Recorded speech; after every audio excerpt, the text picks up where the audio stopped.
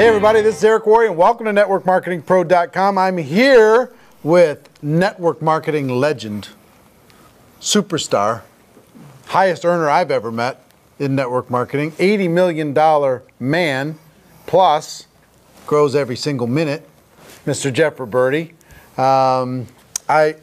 Jeff called and asked me if I'd come to Memphis and kind of last minute thing, come participate in a leadership event that he had here, and I owe a debt to Jeff as an early mentor of mine, and also happened to be traveling to Tennessee to do part of the network marketing documentary. So told him okay, and we decided to do that today, and had a great time, and thought we'd since we had the camera here, pull the camera out and talk for a few minutes. But welcome to the show. Thank you. Appreciate it. As always, the other interview that we did is certainly one of my favorites. I think it's a classic. You put so much value into that; it's unbelievable. But talk about whatever you want to talk about. You have your notes here. I don't know if you. Well, I took a lot of notes today, Eric. When you did your training, it was fabulous. Thanks. Really, really good. You know, I'm a big believer of having a journal and taking really good notes and always learning, always growing. Taking it in, and not only taking notes as if you're taking notes for yourself, but taking notes as if you want to teach it. The fastest path to mastery is to not only apply it in your own life, but to teach it and share it with someone else. And what you shared today, the content was... Did some of it look familiar? I heard some of it before. It was it was packaged a little bit differently, but it was outstanding, and it was just such an honor and a pleasure and a real treat for all of us here to have you come speak at our leadership event we had this weekend. Super fun. Yeah. Super fun. Yeah. Well, we were talking today, and we were reminiscing, telling old stories, because he and I were part of the same company way back 27 years ago, 26 years ago, and there's some things that we were talking about while we were reminiscing, and one of them was the Sunday night calls. So share with people this concept of the Sunday night calls and what you did as you were growing your organization and building through a massive growth. Well, period. I think what we were talking about is I think you went through the 7 different skills, and as we were going through the skills, that came up as one of the inviting people, and we talked about, at least what I had shared is when you've made a decision, first of all, the most important step in any relationship is the selection process. And as an example with Cheryl, I knew of Cheryl. I didn't know Cheryl. He's talking about Cheryl Cortese. Cheryl Cortese, who you just had an interview with. And, I didn't know Cheryl, but I certainly wanted to get to know Cheryl and have Cheryl as part of the team, and was, very persistent with Cheryl to get her to at least take a look. And, one of the things I shared is, that persistence with someone, and just even like we had talked about on a Sunday night. I've always found Sunday night was a great night to call people, because psychologically they're dreading Monday morning. Most people don't, love what they do Monday morning to go work for someone else.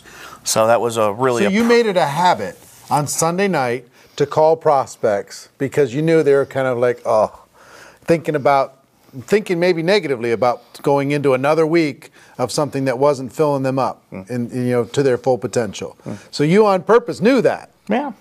So every Sunday night you just bang, bang, bang, bang, bang. Yeah. Well, I called them other nights than Sunday night, but Sunday night was kind of prime time. I knew that Sunday night, you just know that people are, they're home, most people. Yep. And like I said, the weekend activities are pretty much over. The weekend's over, and, here we go into, the work week, and, phone rings, and a lot of times they knew it was me.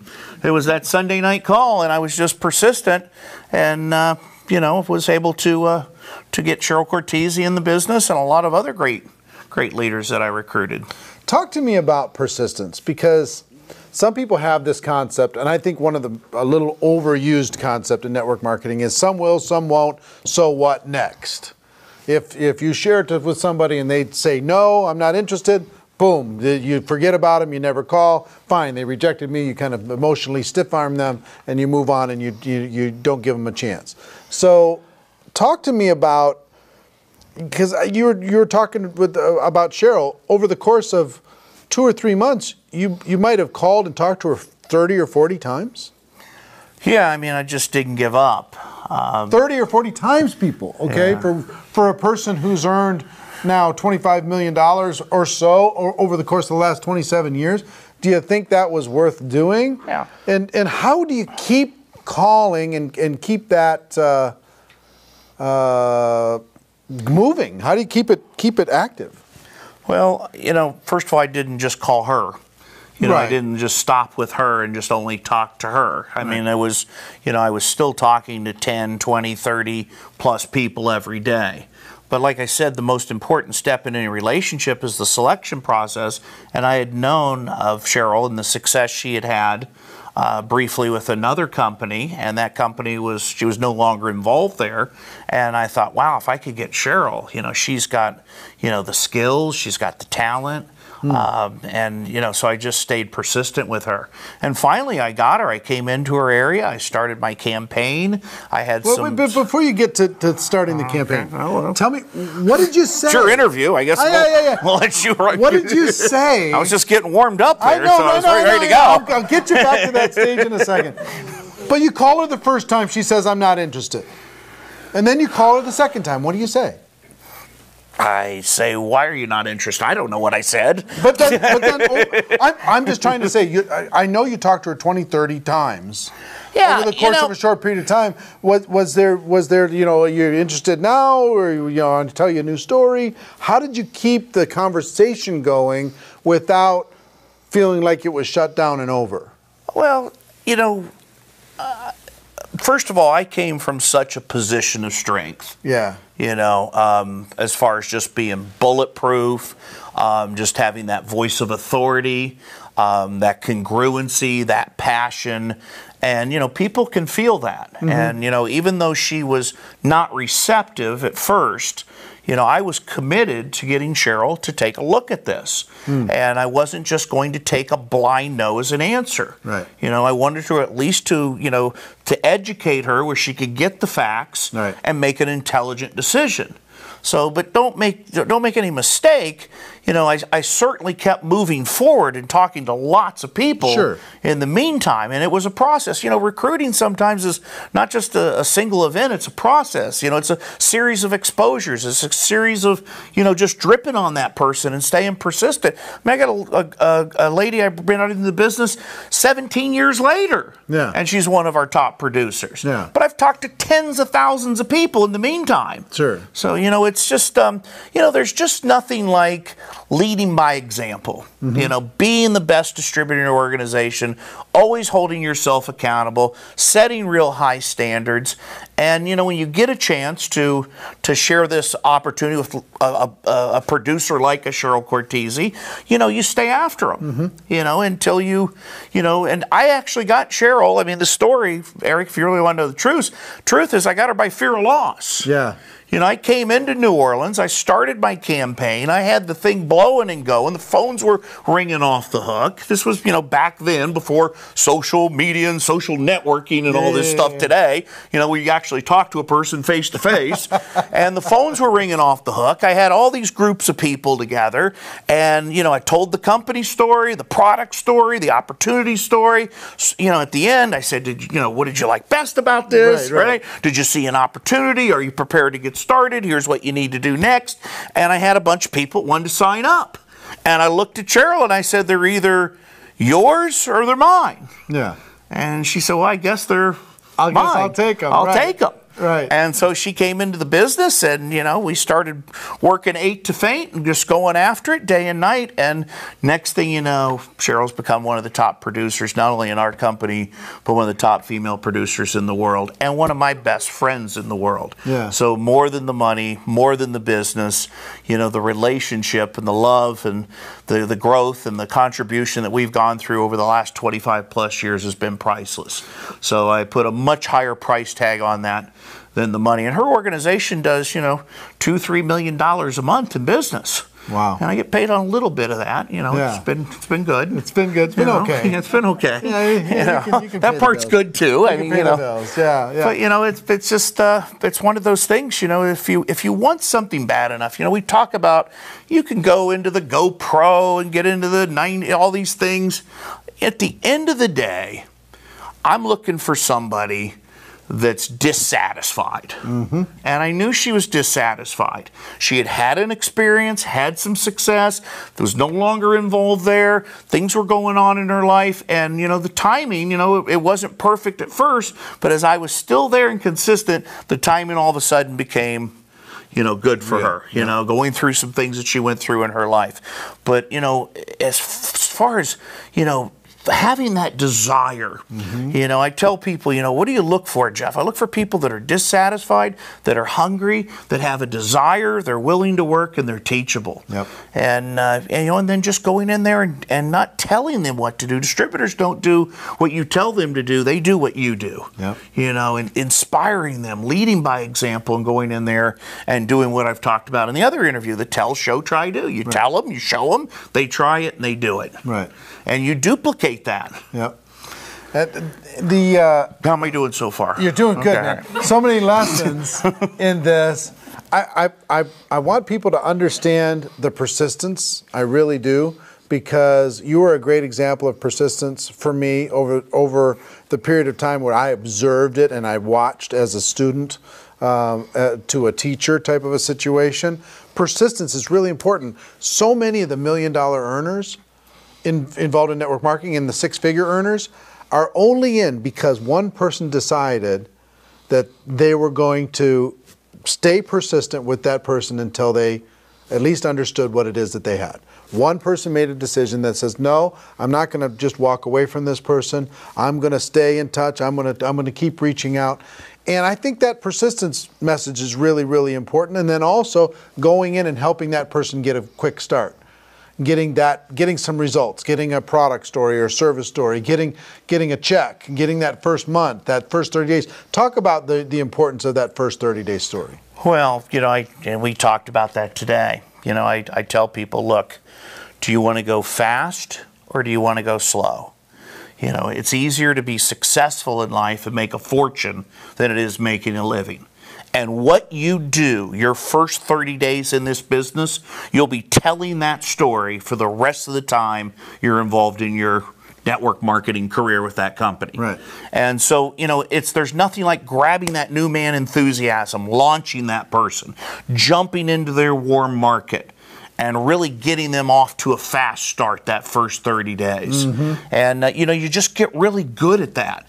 You know, one of the things I tell people is, as a leader, how do you show up? You know, showing up in a peak resourceful state, showing up, like I said, with that confidence, that enthusiasm, you know, just being bulletproof, coming in there and just saying, okay, I've got this, and I could show you how to do it.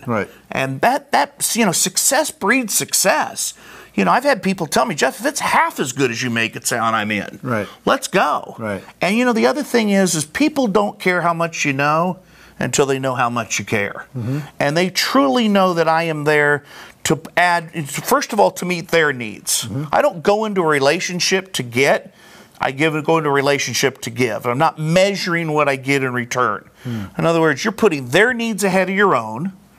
Their needs, not your needs. You're adding massive value to their lives, whether it's with your product, your opportunity, the personal growth that they're experiencing, belonging, being part of something, And then the other thing is creating those raving fan relationships.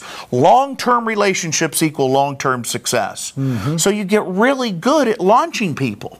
You know, you go in there like you talk about, you know, putting on those 20 new recruits in 30 days, fully engaged, fully immersed, taking all-out massive action. And when you lock arms with somebody like that, you find one of those, what I call the 5%ers. You know, 80% are going to do it sometime, part-time or no time. You manage them by group, you love them for where they're at, and you have a lot of people do it a little. 15% will play at whatever level they're going to play at, but when you find one of those 5%ers, you jump in there and you chase their business from here to China. And you launch them, you get them off to a fast start.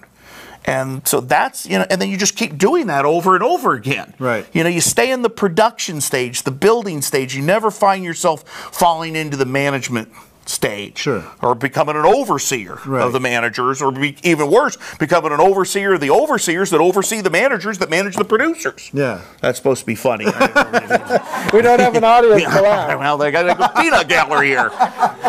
But, you know, it's late. It's 11 o'clock at night. We've been blowing and going all day. I had a glass of wine. I tell people my best trainings is after a glass of wine, by the way. You want to get the real deal. It's not in the meeting room. It's, you know, sitting around talking.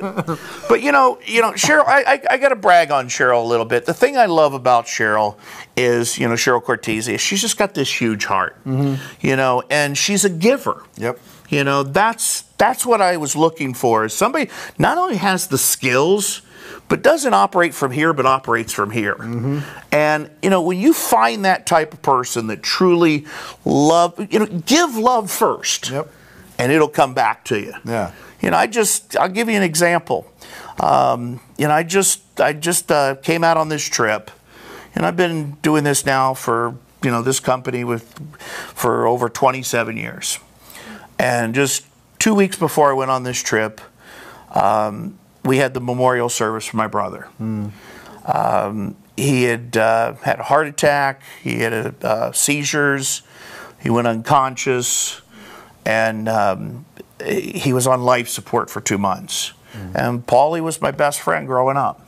You know, just 2.5 years apart.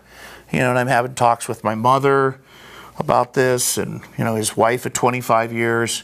And it was a very, very trying time for a family. And I found myself, you know, after, you know, he finally passed away, and I was sitting at home, and, you know, and just really saying, Jeff, give this an empowering meeting. He's with the Lord. He's in a better place. There's no more pain. There's no more suffering. You know, there's peace. And it's always hardest on the living. Sure. And I found myself, you know, with my mom and his wife and the rest of the family, you know, really trying to be the rock for everyone. And then, you know, I had these meetings and these trainings lined up, and, you know, sometimes you just don't, I almost didn't go. And when I decided to go, and I went to the first meeting, I was down in San Antonio before I went up to Michigan, and now down here, and I went into the room and I said, you know what, Jeff, go out there, be with the people, and give love first. Right. And the love that came back was overwhelming. And I realized I was exactly where I needed to be, was to take this pain, to grow from it, to become more and have more to give. Yeah. And, you know, that's when I think about Cheryl, is Cheryl and I, we do this business today because we love what we do. We get to add value to people's lives. And there's so much emotional and spiritual revenue that we receive with these relationships and this love and this growth. I mean, you're always the happiest in life when you're growing, aren't you? True. When there's progress. Progress equals happiness. You know, when you get to contribute, when you put, you know, make an impact, do something that counts in life, something that matters, you know. And so the thing that I love about Cheryl is we decided years ago not to retire from our business, but to retire into our business. You know, and, you know, when I went through some health challenges myself a few years ago, and, you know, and I got a second chance, and I said, you know what, Jeff, never let your comfort get in the way of your calling. Never forget where you came from. Never forget the day that you filled out your application and what it meant to you. That somebody cared enough about you to share this product or service, to share this opportunity, and how it changed your life. So today we play at the level we play at out of inspiration, because we truly want to give back. Right. You know, and I truly believe in life. Life's not happening to me, life's happening for me. You know, and to be able to be involved in something like this, and to be able to, you know, because, you know, people always focus on what's wrong in life. Well, you know what's also available? What's right in life. You know, and when you're grateful in life, when gratitude is your primary emotion, fear can't exist. Yeah. You know, so go to a place of gratitude and be grateful and focus on what's great in life. And always learn, always grow from anything in life. So Cheryl and I, you know, we've been almost like a, you know, well, I shouldn't even say the company, because we're not supposed to say company. You can edit that part, by the way. But we're, you know, Cheryl and I, you know, we're like partners in this business. Yeah. You know, we work there's such a good chemistry. You know, it's really great to have somebody, you know, that you find that your values are in alignment, your mission is in alignment. We're focused on inspiring healthy living around the world, making a difference, you know, to provide a stable and lasting company that can help as many other people realize their dreams. Mm-hmm. So, you know, here it is, 11, 12 o'clock at night. We're still going. Yep. You know, we're still doing this, still sharing. And you know, and the thing that I have to say, Eric, that I respect and admire the most about you, and you know, we go way back, is you play from your heart. Mm-hmm. You know, you're a giver. Yeah, thanks. And the impact that you've made on this industry. You know, and when you asked me to speak at the event last year, I had never spoken outside my company. Right. I've always focused on, you know, it's like you got to do 1,000 things well. You do a handful of things 1,000 times over. Yeah. Well, and I was like, you know what? I'm focused and I'm on what I do here. I don't have time for all these other companies or programs or this or that. But when you talked to me about it, I thought, you know what? Eric is making such a huge impact, such a difference. And here's a chance, Jeff, to not only give back to your company and people that you have a relationship with here, but to take it and share it and give back to the industry that's been so good to you. Yeah, and I will tell you, everybody loved what you did last year, and I was honored that you agreed to come for the first time. I know it was a big step, but I'm also honored that you agreed to come back and speak at, I've already posted up our interview that we did, the very first interview that we did just last week, just to let people know that you're coming. You came for the first time last year, and you kind of soaked it in. For a person that hasn't been there before, what would you tell them about the experience of being there, and if they should attend? Well, you know, there's paying activities in our business. We all know, you know, what the paying activities are. Paying? Paying. Oh, I thought it sounded like pain. No, paying. P-A-Y-I-N-G. Yeah. Okay, got it. I'm speaking English over here, by the way. Okay. I understand. Paying Sometimes activities. I don't speak English. I mean, paying activities. Yes. The paying activities is what? Sharing your product, sharing your opportunity, building relationships, the follow-up, the events. You know, there's paying activities. Mm-hmm. Well, one of the non-negotiable paying activities is, of course, your company, if they have a conference, you learn to master these major impending events, whether it's the Super Bowl or the World Cup for your company. Right. But now, with what you're doing, that is a non-negotiable paying activity. Yeah. People come to that once a year. They spend the 2, 3, 4 days fully immersed in that. And I remember when Jim Rohn said, Jeff, no one person has all the answers. Gather from many sources and take it all in, and then find out what works for you. Blend it in. But that event, the GoPro, your once a year mastery event that you put on, is a non-negotiable paying activity. You go there. You take the notes, you play full out, you'll leave there with a PhD in direct sales, network marketing, social marketing, whatever you want to call it, and you'll come out of there on fire. You'll be flying so high you won't even need a plane to get home after leaving there. What did you feel about the event being safe? Like people weren't recruiting? You know what? That's the other thing I respected, the way you put that on. And you laid the rules out. You said this is a non-recruiting environment. Right. You know, everybody plays nice. Right. You know, you don't have your products or your service out. You're not trying to talk to people about what you're doing. And I don't care if you're a brand new guest or the top earner, the top speaker. Yep. There's there's a zero tolerance. Right. You told me you've even had one time that's out. The first time last year we had to kick out 2 people, two high leaders. Yeah. That just couldn't help themselves. So what you've created is a safe environment for people to learn and grow. Yeah. That's what I wanted to do. And it's really something. And, you know, it's kind of neat for me because I don't really know what's going on out there in the industry. I'm focused on, my company and what I'm doing. I do one thing and I do it really well, and I've never got distracted. But it was kind of neat and kind of refreshing to see some of the other leaders in these other companies and to, and to share with them and to build those relationships. Yeah. And, I mean, there's plenty of room out there for all of us in this industry. Sure. You don't need to push. You don't need to shove. You don't need to be rude or try and be greedy. Our industry really is just in its infancy stage. It is. It's it's really just getting started. What is it? $170 billion a year in sales worldwide. Yep. This is a profession. This is a method of distribution that I'm very, very proud about being part of. Yeah. Most people, they don't really realize what they have here, and I love the fact that you're doing. I'm talking a lot, aren't I? I love it. All right. I love the fact that you're doing this documentary. Yeah. About the industry, because most people don't understand what we're all about, the credibility, the integrity of what we have here. Yeah. There's always bad apples in any business. Sure. Right? No matter what it is. But tell you what, we've got something here that's really special. We're going to tear it up. We got going now, didn't we? See that? One glass of wine, it's all it took. Well, ladies and gentlemen, I hope you gotten some value here. We did this impromptu, kind of last second type of situation. But anytime an icon, a legend in the network marketing profession is willing to sit down and have a conversation in front of a camera, I'm going to turn the camera on and I'm going to send it to you because I just think it's fun to be able to share these ideas, share these stories, and I hope you got value from this. I hope you did. I did. And I hope you're planning, if you don't already have your ticket for the GoPro Recruiting Mastery, August 11th, the remaining tickets are going to go on sale.